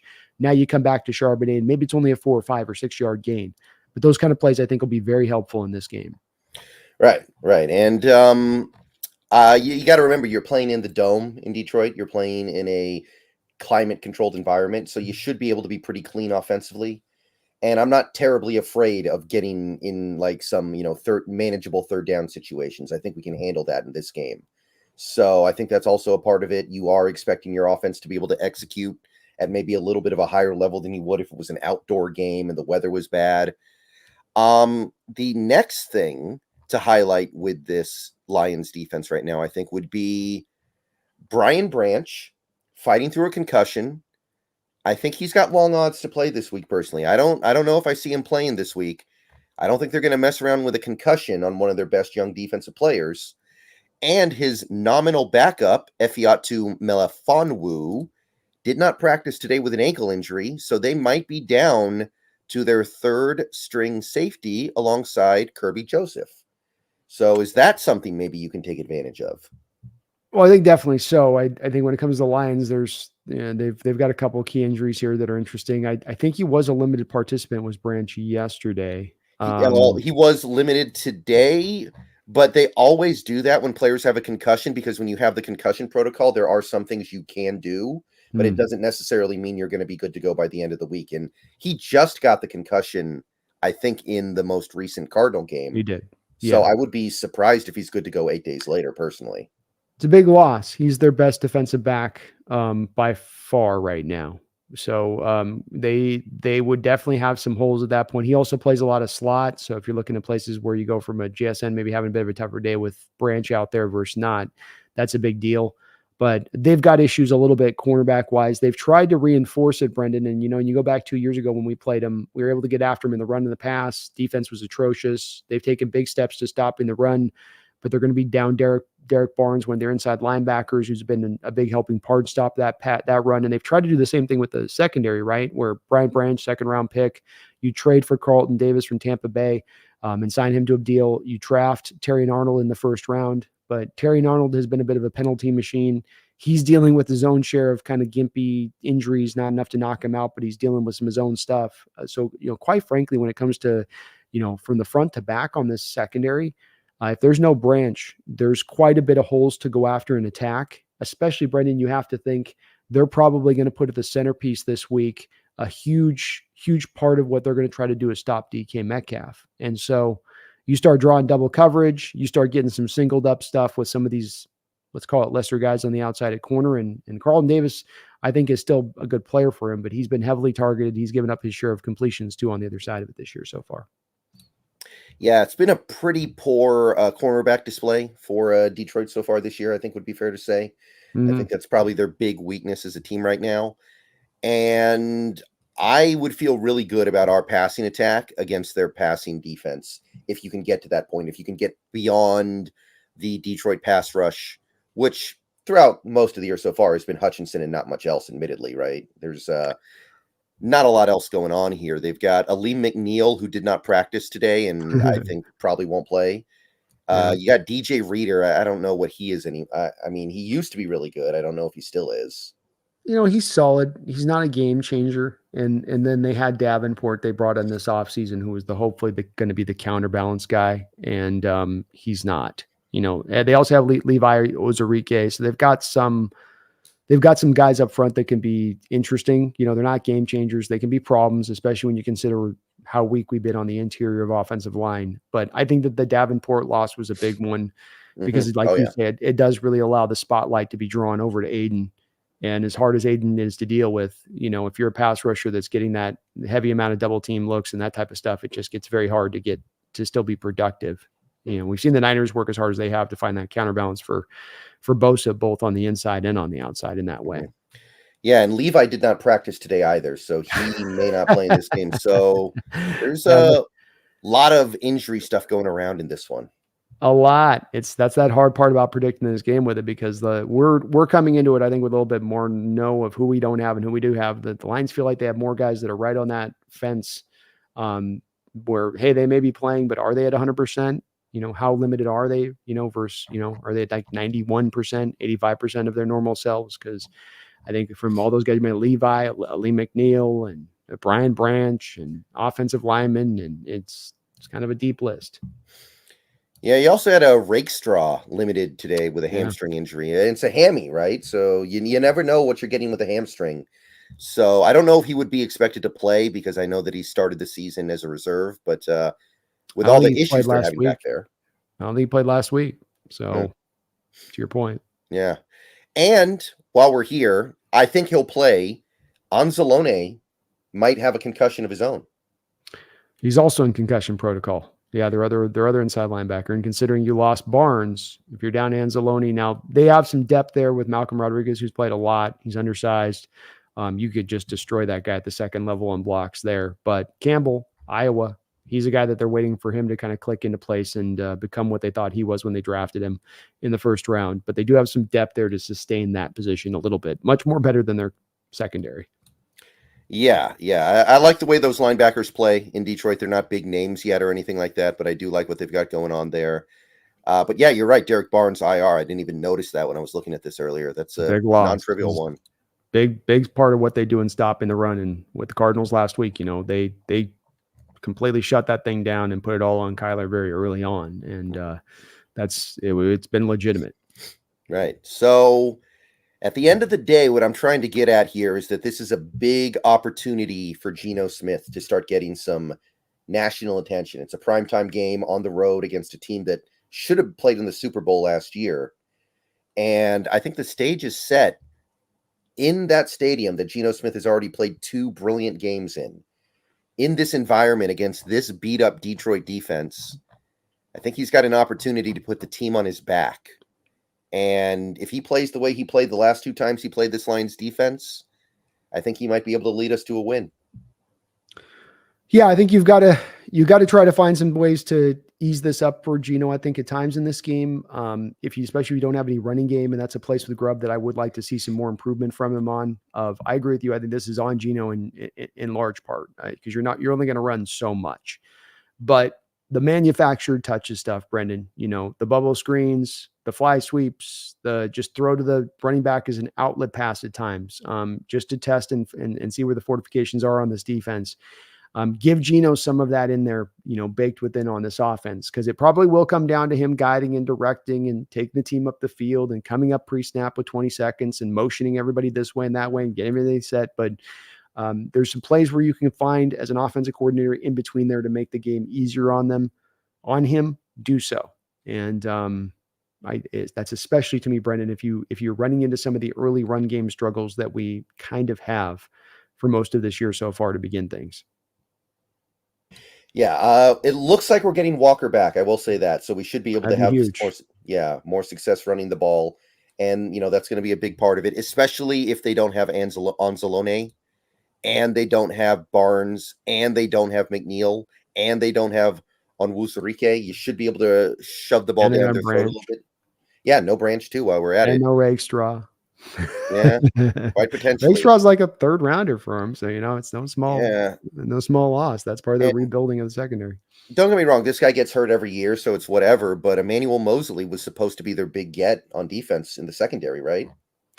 They tried to throw a lot of numbers at the secondary, so it's no doubt frustrating Detroit because it's one thing as a team if you're turning kind of a blind eye to something and you're just kind of ignoring, hey, there's a problem, there's a problem, there's a problem. It's another thing when as a team, that like they reinforced the run game woes in the last couple of years from where it was. Because remember that first game we were more, I think, able to really get after them in the run game.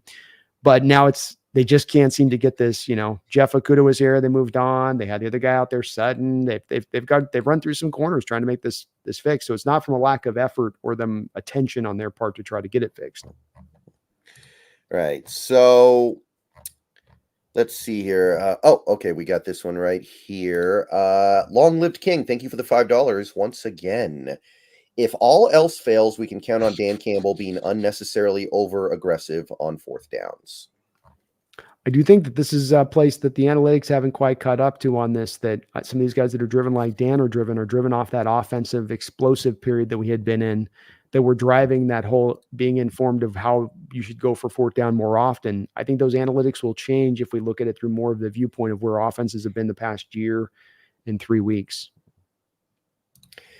Yeah, generally speaking, I feel like Campbell usually gets it right when he's making these fourth down decisions. Mm-hmm. I wonder if in the coming years we'll find out that he was being a little over the top. Like a lot of people killed him for some of the fourth down stuff he did against the Niners. I thought what he did on fourth down against the Niners was fine. And Josh Reynolds just needs to make, catches that he almost always makes. But, there was like that moment when we were playing the Patriots. Remember, we had the ball in the red zone. It was 4th and half a yard. And you can either go for it and go for a touchdown to win or kick the field goal to go to overtime. I knew the analytics wanted to go for it, but I actually didn't want to kick it in that situation. And I think the team admitted that, yeah, we knew about the analytics, but we decided to ignore them there. And I think there is something to be said for that human element where you just don't know if people are going to it's just a little bit harder to execute in those situations, I guess is the way to put it. It is. And I think if you're seeing the offense tampered down like we have seen recently, you got the team that can be ahead of this and adjusting off of that for where people are operating off of kind of data that's maybe 3 years old. There's a place where you can maybe get a bit of an advantage in that. And the decision you're just specifically talking to is the going to more of the old school conservative approach is how the Hawks took it in that situation. And I agreed with that. I thought that's the right call in that moment in kind of, feeling the lay of the land and where you're at in that game and what's carrying you through that game. Mm-hmm. But yeah, I'm sure that Dan Campbell will go for it on fourth down at least once in this game. Statistically, it's overwhelmingly likely. Amen. Good news for the Seahawks is that they've been very good on fourth down this year. I'd say so. Been pretty good in those short yardage situations. Been pretty good in those crucial moments of the game. So what else can really be said about this Seahawks offense going up against Detroit's defense? Is there anything else in this game that you think can be exploited? I think it's you using your playmakers like you've shown so far. You can find some weaknesses. I mean, whether they're able to run all their starters out there in the secondary or not. I was talking about with Terry and Arnold. I think that he is a grab machine. He's been the most penalized cornerback in the NFL to start this year off.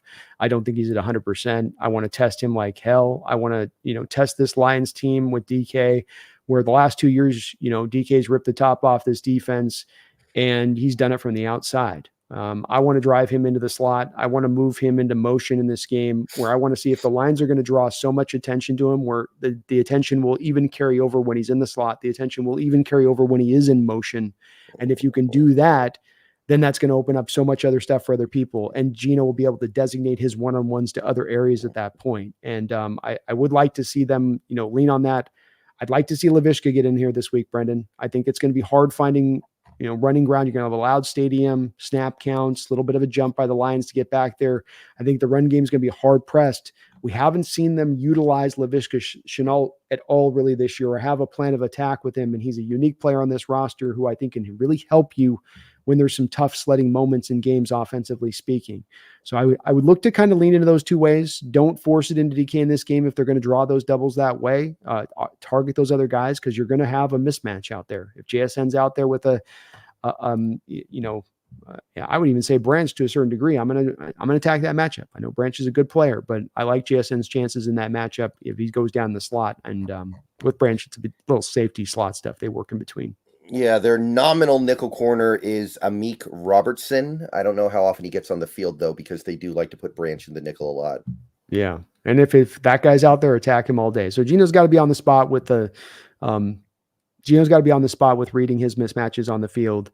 Grubb's got to be on it and helping Gino where he can, because it's going to be a hard game for Gino, I think, where you're going to have to score your share of points. He's got to kind of carry a little bit of this load, as I think the rushing attack has shown it's still finding its footing.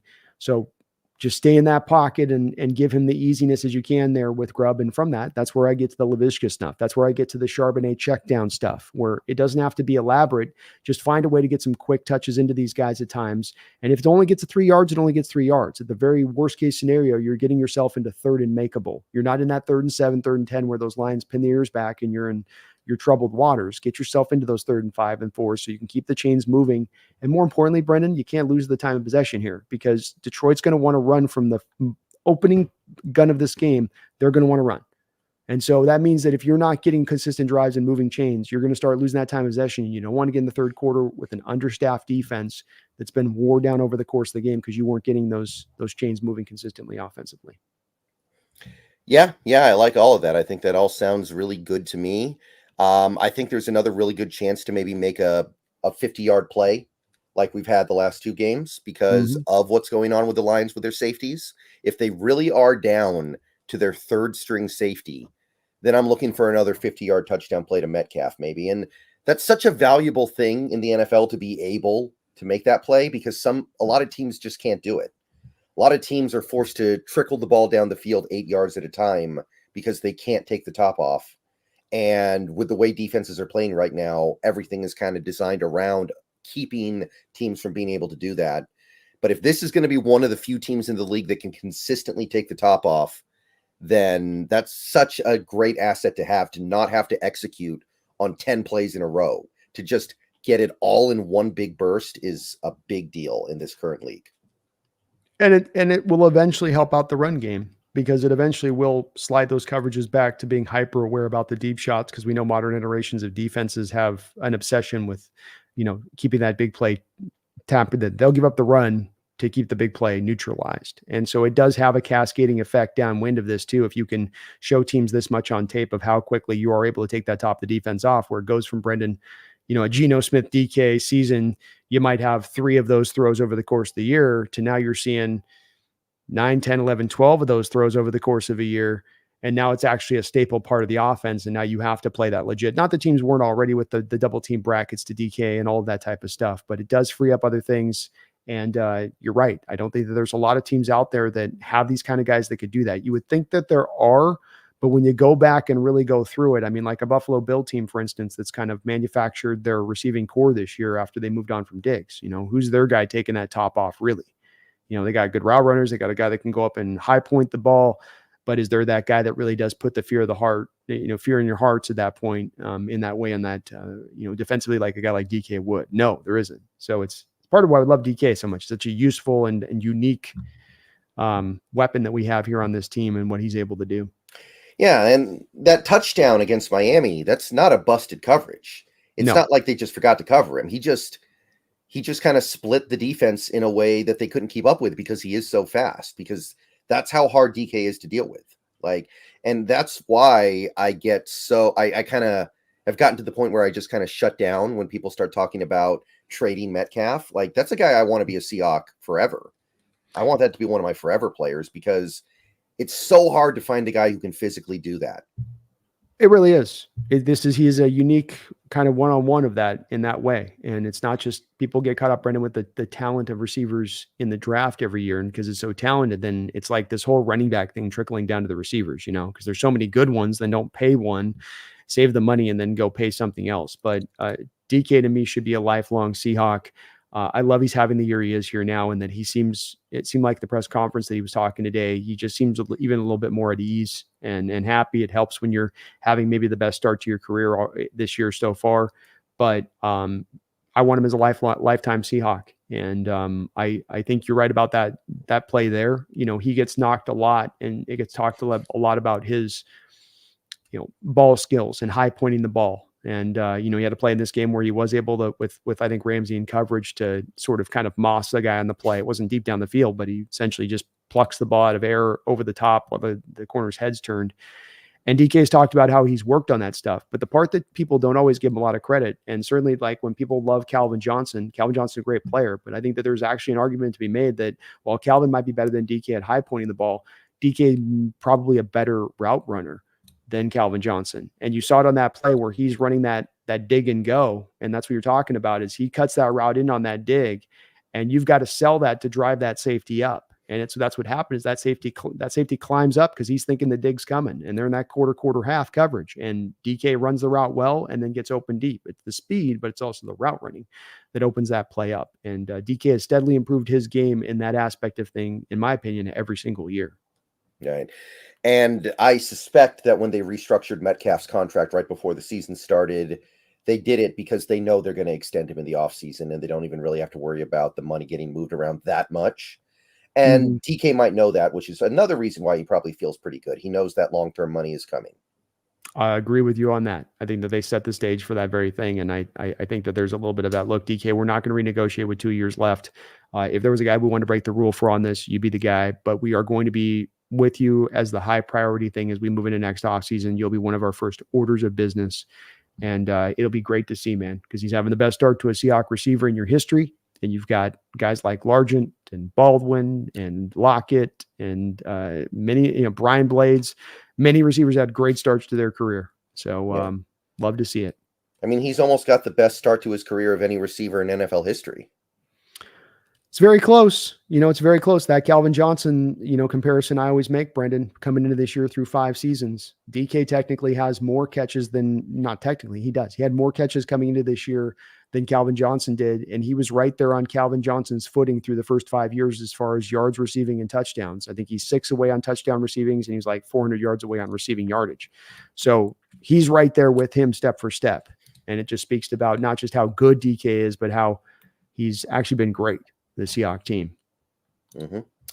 Right. So back to this game, though, real quick.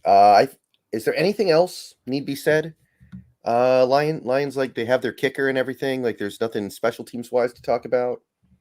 I think trick plays, with Campbell, he's going to run it loose and wild a little bit. You got hit with a trick play last year, I believe, with Witherspoon, as they caught the rookie in a rookie moment. So, beyond flea flicker. Yeah. Flea flicker. So just be on point for that on that side of it. And maybe, hey, we keep waiting for Grubb to whip out his trick play stuff, man. You promised me that from the UW stuff. You said that stuff was coming, Brendan.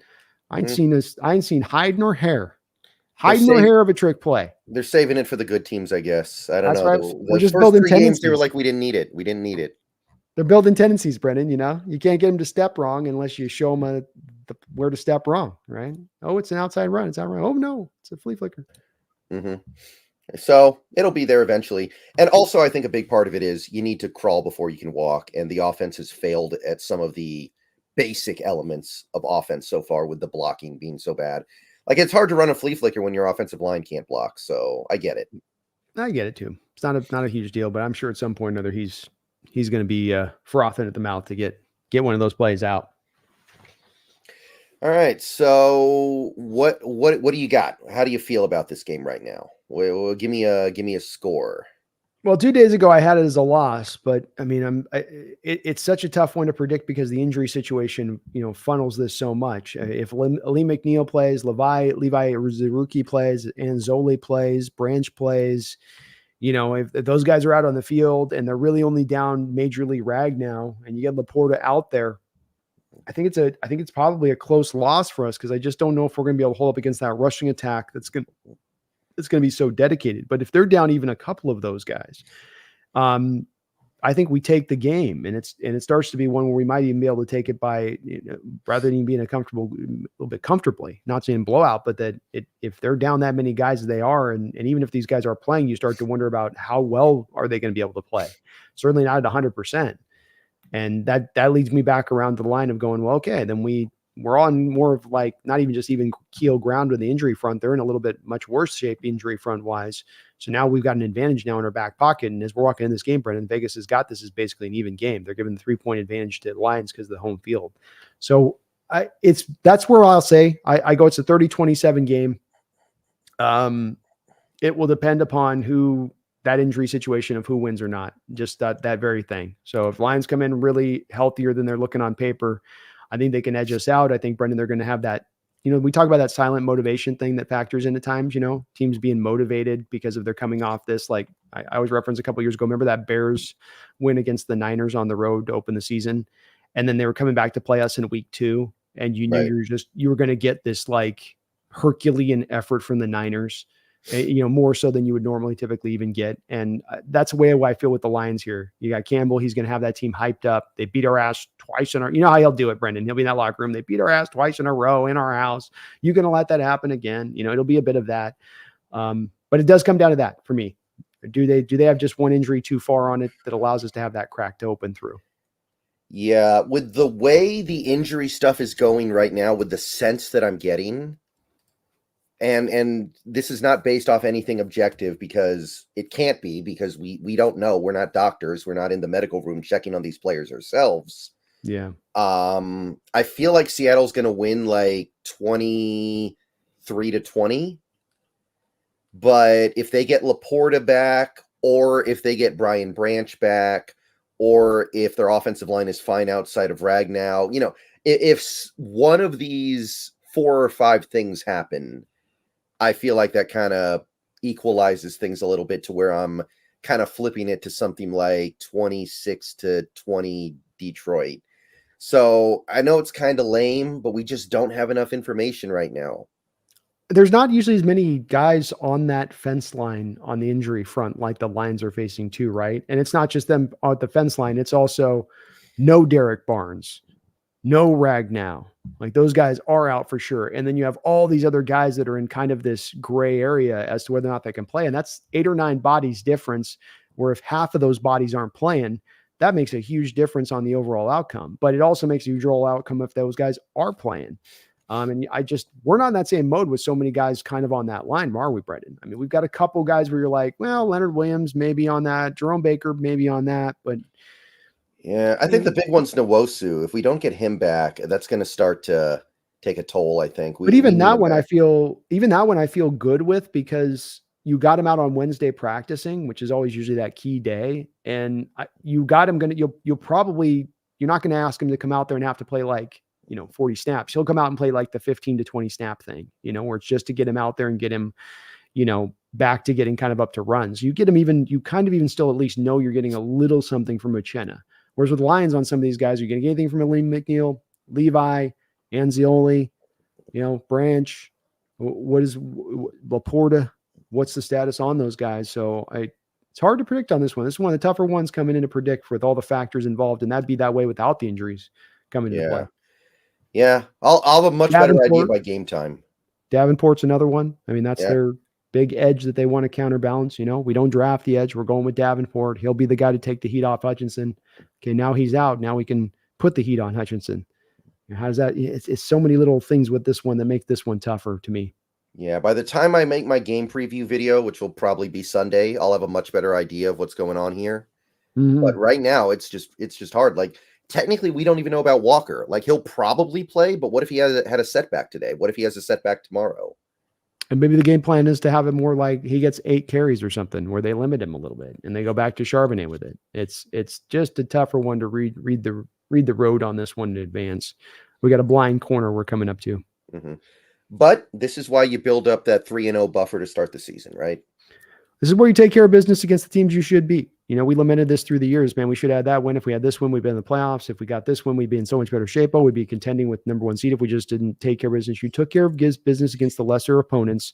Yeah, you're going to want to get quality wins. Yeah, you're going to want to beat tough teams this year to prove yourself as well. But you have set the stage so nicely here in this way. And just look at our division, Brendan, with everybody at 1 and 2 and what they're looking at as far as behind the 8 ball and their injury situation. And I think a lot of them have some tougher schedules, at least in the case of the Niners and Rams, tougher schedules they're looking down the line on here as it stands. Yeah, and if you do take the loss, then that's too bad. But you're also looking at a game next week against the Malik Neighbors List Giants, probably. So, you're going to stack up those wins in all likelihood, and you're going to get it done, and you're going to win enough games to be involved at the end of the season. That's what matters. Especially a first year of McDonald that we thought was going to be a transitionary state. Vegas has got us at 7.5 wins, and you get to that place of it.